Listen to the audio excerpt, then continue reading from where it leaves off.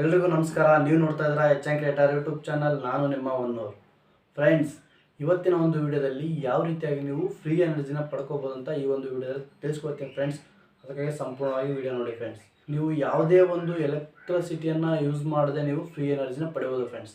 ಅದು ಹೇಗಂತ ಈ ಒಂದು ವಿಡಿಯೋದಲ್ಲಿ ತಿಳಿಸ್ಕೊಡ್ತೀನಿ ಫ್ರೆಂಡ್ಸ್. ಮೇಲೆ ನೋಡಿ ವಿಡಿಯೋ ನೋಡಿ ಫ್ರೆಂಡ್ಸ್, ಗೊತ್ತಾಗುತ್ತೆ ಈ ಥರ ಯಾವ ರೀತಿಯಾಗಿ ನೀವು ಫ್ರೀ ಎನರ್ಜಿನ ಪಡಿಬೋದು ಅಂತ ಈ ಒಂದು ವಿಡಿಯೋದಲ್ಲಿ ತಿಳಿಸ್ಕೊಡ್ತೀನಿ.